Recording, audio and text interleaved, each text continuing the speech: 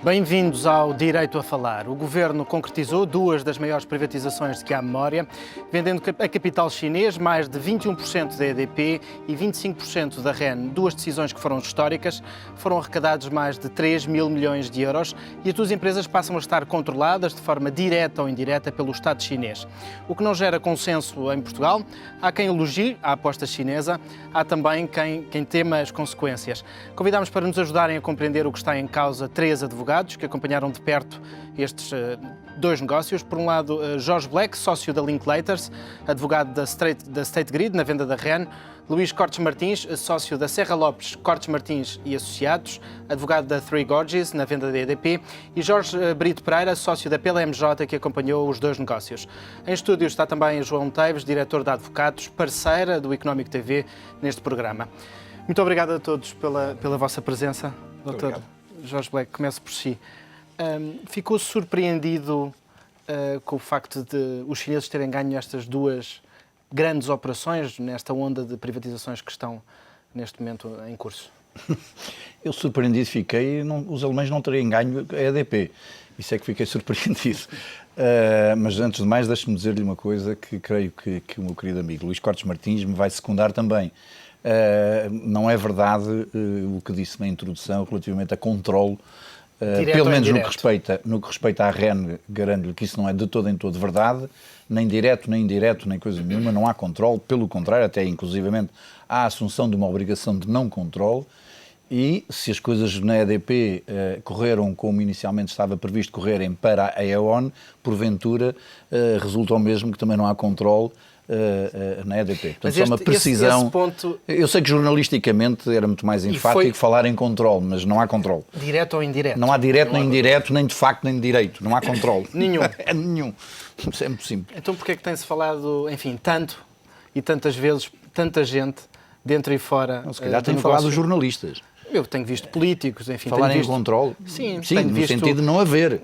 De haver. Aliás, foi uma preocupação. O exemplo do Partido Socialista, enfim, criticou recentemente, aliás, o líder do Partido Socialista criticou recentemente o negócio da REN e o facto não só de ter sido vendido, ter sido alienada a posição do Estado na REN, mas também ter sido entregue a quem foi. Pois, ouça, eu não ouvi as declarações do Dr. António José Seguro, tenho pena, senão talvez as pudesse comentar, mas se ele falou em controle, mais pena tenho de que o líder da oposição esteja a basear uma informação em factos errados. Existe um papão em relação ao capital chinês, ou acha que estas duas operações ajudarão, de certa forma, enfim, a digerir aquela suspeita que existia em relação à capacidade financeira dos chineses? Ouça, vamos a ver. É evidente que há uma verdade indesmentível. O capitalismo de Estado é uma realidade. A Three Gorges é efetivamente dominada na sua totalidade pelo Estado chinês. A State Grid, idem aspas. E isso é natural que num país, sobretudo num país pequeno como Portugal, cause algum nervosismo. Acho que é um facto absolutamente natural. Eu posso lhe dizer que a experiência que tive e que me surpreendeu, porque precisamente alinhava, digamos assim, no mesmo coro, foi que quando anunciámos ao cliente State Grid que a Three Gorges estava a concorrer à EDP, ele revelou, para além de uma enorme surpresa, uma enorme fúria, eu diria, e um enorme cuidado. Ou seja, coisa que me surpreendeu, porquê? Bom, porque eu julgava, como todos nós cidadãos comuns, que as coisas estavam coordenadas, alguns. Bom, parece que não. Não. Isso é a única coisa que eu lhe posso dizer. Portanto, ou foi muito bem ensaiado, ou efetivamente foi São muito duas operações a mim pareceu muito genuíno. A mim pareceu muito genuíno. Não têm nada a ver uma com a outra. Eu creio que sim. Por aquilo que me foi dado a ver, creio que absolutamente que sim. Em relação a este papão, enfim, sobre a origem do capital chinês, um Estado com características do ponto de vista político muito próprias, distintas naturalmente das nossas, que entra na Europa, aposta no mercado português, no momento em que não só Portugal, mas toda a União Europeia está claramente descapitalizada. Olha, eu acho que todos nós, cidadãos portugueses, que gostamos do nosso país, devíamos ir todos a Fátima, a pé, agradecer os crentes e não crentes estas privatizações. Porque nas circunstâncias em que Portugal está, nas circunstâncias em que a Europa está, com um downgrade de 50% da Europa a meio de uma privatização. Nós temos tido as ofertas que tivemos, a concorrência que tivemos, e tudo acabar, o Estado plenamente, em pleno sucesso, vender 40%, eu acho que é um trabalho notável do nosso governo. No caso da REN. 40% no caso da REN, os 21 e 35% no caso da EDP. Eu acho que é um resultado notável e que santo capital chinês, alemão, inglês, porque há que não esquecer, brasileiro, houve muito capital interessado. Obviamente que a EDP... Árabe, no caso da REN. A EDP tem um perfil diferente, A EDP é uma plataforma internacional extraordinária e tem outros atrativos para além daquilo que é o mercado nacional. Agora, a REN é uma empresa puramente nacional neste momento. E isso correu muito bem e o Governo esteve muito bem. Aliás, para meu gosto, bem demais, porque obviamente eu estava do outro lado da mesa, eu gostava que a venda fosse mais fácil, mas esteve bem demais, portanto é um elogio que eu nesse sentido posso fazer, e aqui ao Jorge Brito Pereira, que esteve do lado da REN. Do lado da REN. Sinceramente, eu acho que foi extraordinário e acho que claramente é um dado que nos distingue da Grécia, o que é um ponto fulcral, essencial na estratégia já lá iremos, do Governo. Porque eu gostaria também, enfim, de contextualizar do ponto de vista europeu estas duas operações. Dr. Luís Cortes Martins, certamente subscreve este elogio, já o tinha feito, aliás, aqui num programa anterior, em relação à entrada dos chineses na EDP. A minha pergunta tem que ver com algumas das suspeitas que têm sido levantadas. Existe ainda o papão, do ponto de vista político, por um lado, temos ouvido insistentemente também, enfim, na opinião publicada nos jornais e tudo mais, em relação à origem deste capital. Que imagem é que guarda dos chineses que apostam em Portugal? Deixa-me só ir um bocadinho atrás, só para reforçar uma coisa que já aqui dissemos, porque às vezes as pessoas usam as coisas com linguagem pouco rigorosa. Quer dizer, não há controle nenhum, mas foi publicada a legislação e, portanto, o líder da oposição tem a obrigação de saber o que é que está a falar. Há uma proibição de aumentar a participação durante um período de 4 anos, foi publicado. É a norma do ordenamento jurídico português. Portanto, houve preocupação por parte do Governo em assegurar que este bloco não fosse um bloco de controle. E houve um processo bastante dinâmico em que os outros acionistas da EDP tiveram o seu papel e, portanto, por junto, o grupo chinês comprou a participação na EDP, tem a participação conhecida e está consensualizado em sede parasocial que indicará 4 representantes no Conselho de Supervisão em 23. Ponto. A gestão é portuguesa, é conhecida, as propostas estão publicadas. O know-how é português, a manutenção... E portanto, quer dizer, deixemos de... É evidente que se torna o maior acionista. E ser o maior acionista na EDP, obviamente que tem o seu peso. Não vamos negar, também não vamos aqui dizer não faz mal nenhum, não tem importância nenhuma, não se passou nada, é a mesma coisa. E aquela ponte que se estabelece entre as características políticas da China, o capital que a China neste momento detém, e aquele que é o nosso sistema político, enfim, a democracia instalada num país que está claramente descapitalizado. Vamos lá ver uma coisa. Pôs uma questão da origem do capital chinês, dos direitos humanos, enfim, há um conjunto de críticas políticas que se podem fazer à China, enfim, não vamos por aí. Eu acho que hoje a China é um player à escala mundial. Eu vejo e leio nos jornais e vemos todos o chamado Fundo de Estabilização Europeia a desejar que a China entre. A China é o maior detentor da dívida dos Estados Unidos. Portanto, eu não percebo. Se o dinheiro chinês é bom para comprar dívida dos Estados Unidos, porque é que não é bom para comprar dívidas portuguesas? Deixe-me dizer uma coisa também, já agora, que talvez seja interessante notar. Eu não sei se o facto das empresas serem públicas, se é bom ou se é mau. O futuro dirá. Vamos ver a experiência. Porque há uma coisa que eu vejo alguma vantagem, pode ser que me engane, que é o seguinte. Pode ser mais fácil em empresas tão estratégicas elas pertencerem a empresas detidas por outro Estado, porque permitem que Portugal possa ter relações bilaterais com o outro Estado e em assuntos eventualmente muito delicados, até de uma eventual emergência nacional, poder haver aqui uma relação bilateral e os assuntos serem tratados de Estado a Estado. Às vezes é mais fácil o Estado português tratar com o Estado chinês do que, por exemplo, tratar com o líder da General Motors ou com o presidente o CEO da Apple ou outra coisa qualquer. Falou-se muito nesse caso, enfim, até na possibilidade dos chineses entrarem na banca portuguesa. Enfim, esta semana é uma semana em que mexidas, sentem-se alguns sinais. Em pano de fundo veremos o que deles sairá. O Dr. Jorge Brito Pereira acompanhou o negócio da REN, que tem sido apontado, enfim, como sendo uma empresa, como dizia há pouco o Dr. Jorge Black, estritamente nacional, de rede elétrica, para já, enfim, por enquanto, e sobre a qual têm sido também levantadas algumas suspeitas. Eu replicava-lhe a mesma pergunta, enfim, suspeitas no sentido da participação dos chineses, até que ponto é que eles poderão ou não... Existe ou não este papão? É tentar desconstruir, é isto que eu vos peço, até que ponto é que é bom nós podermos contar e devemos ir a Fátima, como dizia também o Dr. Jorge Black, para agradecer. Eu acho que da própria maneira como pôs a questão, ao falar em suspeitas, já revela algum do preconceito que existe.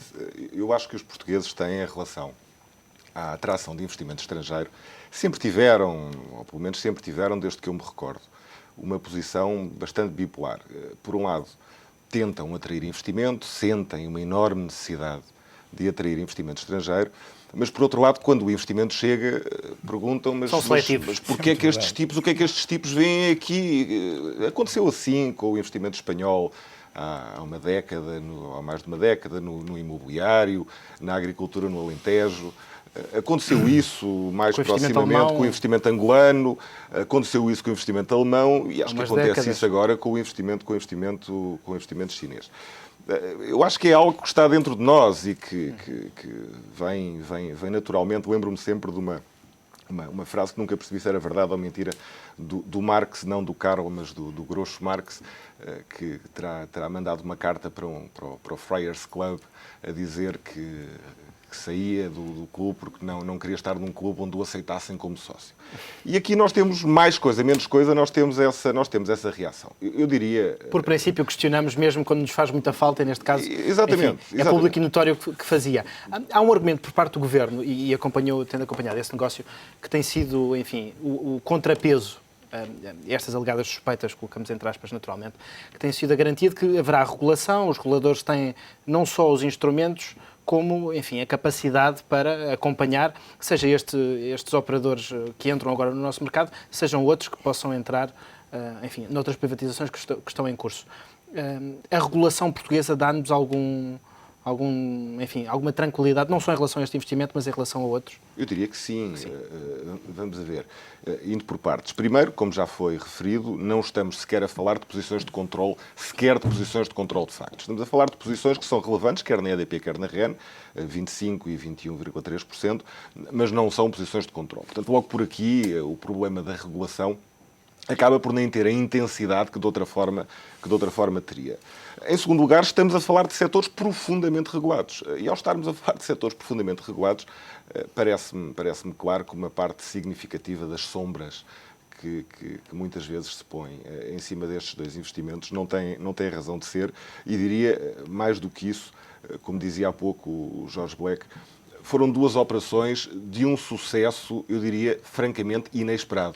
Neste momento da nossa vida económica, conseguir atrair três investidores, não esquecendo a Oman Oil, no caso da REN, 3 investidores com o perfil destes 3 investidores, com os prémios que pagaram para a aquisição das ações, estamos a falar de prémios entre 30 e tantos e 50%, perto de 50%, com os programas estratégicos que foram contratualizados, com downgrades, enfim, a correrem ao longo do processo. Eu diria, de facto, não há dúvida que foram duas operações que foram um sucesso extraordinário. João... Aliás, deixa-me só dizer uma coisa que eu acho muito curioso. A mim diverte-me, até porque tenho alguma veia pela política, diverte-me imenso as observações que se fazem em Portugal e que fazem de Salazar um liberal. Nós, por vezes, esquecemos que antes do 25 de Abril os telefones eram privados, a eletricidade era 100% privada, o transporte era 100% a Carris era privado, o Banco de Portugal era privado. Sinceramente... É um bom disclaimer em relação àquilo que tem sido o debate desta semana. Eu fico espantado. E nessa altura nem sequer havia um instrumento que era a PIDE, porventura de uma eficácia nesse capítulo muito maior do que a regulação, admito que sim, mas hoje em dia há instrumentos jurídicos que o Governo tem que são, relativamente à situação, por exemplo, dos transportadores de eletricidade, a demagogia que se faz em Portugal, ignorando basicamente o que vai pela Europa. Não só o negócio do transporte de eletricidade é regulado também a nível europeu. E a regulação que existe em Portugal é uma consequência da regulação europeia, como, por exemplo, Portugal, nesse sentido, é muito mais proteccionista do que é a própria França. do que é a própria Alemanha, do que é a própria Inglaterra, do que é a própria Bélgica numa lei que está em discussão, do que vai ser a própria Espanha numa lei que está em discussão. Eu acho, quer dizer, por vezes... O Primeiro-Ministro esta semana, e eu lanço esta provocação aqui ao João, usou uma expressão que foi a pieguice. De certa forma, partindo destes dois exemplos, neste contexto de enorme dificuldade, conseguimos atrair, neste contexto de enorme dificuldade, fechar duas boas operações. A primeira disseram que seria impossível, o Governo fechou. Esta é a linha de raciocínio que Pedro Passos Coelho termina dizendo que temos que acabar um pouco com a pieguice. Olha, atenção, e fechou num período de tempo absolutamente recorde. E numas circunstâncias, também eu diria, absolutamente recorde em termos das dificuldades que teve. E era nesse contexto que ele dizia exatamente, enfim, Falava da pieguice. temos que ser menos piegas. Chapou. Eu sincero, eu acho que são, na minha ótica, são declarações muito infelizes, estar sempre, quer dizer, não sei, faz-me um pouco de confusão este tipo de linguagem num Primeiro-Ministro, mas, enfim, os nossos Não são responsáveis... politicamente corretas. Sobre isso não são. Isso não são, não é? Mas eu acho que até na Justiça há até intervenções bem piores, porque demagógicas, não é? Essas podem não ser felizes. Há outras intervenções que são demagógicas. É verdade, não há dúvida que se calhar temos que ir a Fátima porque conseguimos fazer a operação e isso é fantástico neste momento de necessidade. Agora, não deixa de entristecer um pouco o facto de, quer dizer, se as empresas são muito bem geridas, se a administração, nomeadamente a EDP, até se mantém, qual é que era o problema de lá estar o Estado? Quer dizer, afinal, não há nenhum problema do Estado estar nas empresas. Quer dizer, precisámos de vender, vendemos, Francisco. Agora, a verdade é que quem compra também são empresas, é o Estado chinês e o Sultanato de Oman. É um capitalismo de Estado, não é? Na China, 80% das empresas bolsistas são estatais, na Rússia 62%, no Brasil 38%, e portanto isto são as novas realidades. E só para dizer já agora uma coisa aqui, que o Cortes Martins referiu, é verdade que os chineses compram dívida pública aos Estados Unidos, mas se quiserem ir lá comprar uma empresa do setor energético, não compram. Depende. Não compram. Vamos ver. Vamos ver. Até agora não compraram. Não quer dizer que não comprem. Mas não compram. Só para esclarecimento também de quem nos está a ouvir, esta operação tem que ser notificada nos Estados Unidos. A operação da EDP. A operação da EDP. E, portanto, as autoridades, porque há lá a EDP Renováveis, que tem uma presença relevante no mercado dos Estados Unidos, e, portanto, a operação vai ser apreciada, e está a ser apreciada neste momento já, por várias entidades americanas. E, portanto... Mas já tinha uma resposta positiva de princípio à operação. Não queria estar a comentar isso, mas quer dizer, estou só a dizer vai ser apreciada, vai ser com o peso, Martins, com o peso que tem a EDP em Portugal, uma empresa nos Estados Unidos, mesmo mais porque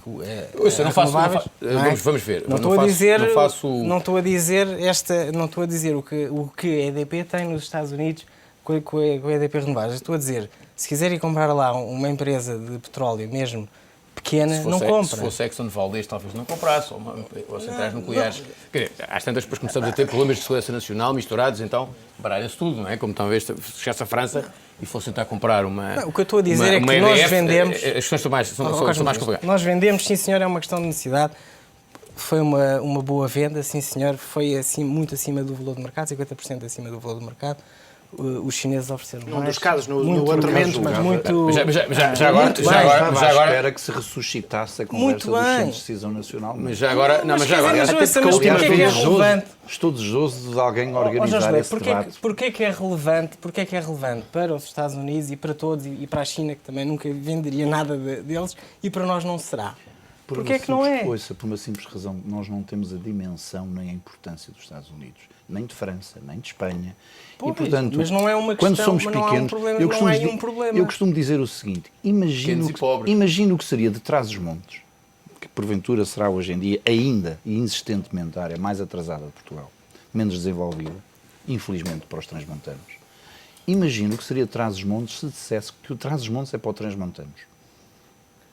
Não, desculpe, imagine Mas, só, não tem é nada que a ver com Portugal, isso. não tem, é que Portugal não é mais do que tem. os trás-os-montes da Europa, sabe? E portanto, se mas Portugal é se isso. fecha, se Portugal se fecha, Mas eu não o estou a dizer que é destino, para se fechar. o destino Estou a será muito dizer- triste. ouça, não Mas estou então a como é que dizer- protege se não se não estou a fechar? dizer- Vamos lá ver uma coisa. Não Você dizer que é para pergunta-me, fechar. vamos lá não iludir a questão. Você pergunta-me o seguinte. Já percebemos que há É- aqui, enfim, uma clara divergência. Não, mas vamos lá ver uma coisa. Eu quer dizer, compro eu a acho que- discussão de legislação nacional. Eu sei. Fui um forte defensor, e digo uma coisa, vejo com pena empresas relevantes deixarem de ter a sua centralização em Portugal, vejo muitas, mas não é a EDP, por enquanto. Agora, Mas este é o momento de nós ressuscitarmos esse debate? Vamos lá ver uma coisa. Não quero só suscitar, só para esclarecer aqui uma coisa. As empresas, entre Trás-os-Montes e o investimento chinês, vamos lá ver uma coisa. Há duas maneiras de manter os centros de decisão nacional, pelo menos. Uma é com o proteccionismo que havia, designadamente, no tempo do antigo regime. Outra pelo visto era mais liberal. outra é que os países tenham e produzam riqueza suficiente para as empresas mais atrativas estarem em mãos nacionais. Esse seria o modelo desejável, é o modelo dos países ricos. Porque os alemães, os franceses, os americanos, os chineses não vendem algumas das suas empresas, das suas joias da coroa, têm capacidade financeira porque têm para as capacidade manter. financeira para as manter. Peço desculpa, mas olhem para a história. Lembremos do que foram as discussões nos Estados Unidos quando o Japão comprou o Empire State Building, quando o Japão comprou o Universal Studios. Olhemos para a história. E o que é que há aqui Del Rey que era exatamente a mesma conversa. E o que é que aconteceu? E deixa-me ouvir o Dr. Jorge Brito problema. Pereira sobre um assunto que é o Brasil. Enfim, no Brasil está um pouco a acontecer isso. Foi permitida a entrada de estrangeiros. Portugal entrou, enfim, teve posições-chave em algumas empresas brasileiras e hoje em dia, de facto, sente-se Mas é um reverso. sente-se o reverso da medalha. Não só os brasileiros a recomprarem algumas das posições nessas empresas, como os brasileiros a virem em Portugal buscar empresas no momento em que nós não temos capacidade financeira para as manter ou que estão, de facto, neste pipeline das privatizações. E isso é mau? Não. A minha pergunta é o que é que isto quer dizer? Significa que Portugal é um país pobre e hoje o Brasil é um país rico. Eu acho que muito mais importante do que Portugal ser um país pequeno, é relevante ter presente que Portugal é um país pobre. Se fosse possível ter a maior parte do capital das grandes empresas portuguesas, que em alguns casos são verdadeiros exemplos de gestão, nomeadamente na estratégia de internacionalização que seguiram nos últimos 10 a 15 anos. Nesse caso, a EDP, enfim, a EDP caso é um emblemático. ótimo exemplo, mas temos outros. Não, temos o caso da Portugal Telecom, que é um outro exemplo, e temos vários outros casos em Portugal. A Simpor é um notável exemplo de uma estratégia de internacionalização bem seguida. Sendo possível ter a maioria do capital dessas sociedades em mãos portuguesas, é evidente para mim que, sob um ponto, olhando como um português, isso é desejável. Agora, isto não é uma questão de opção política. Isto Não é que um me estado parece de mais alma, importante. precisamos ter condições para o conseguir. Não, nem é um estado de alma, nem é uma opção política. Este aqui é o tema principal, porque nós não podemos ter uma economia. Vamos fazer um curtíssimo intervalo e vamos guardar esse tema, que é um tema muito interessante para a segunda parte. Regressamos dentro de escassos minutos à segunda parte do Direito a Falar.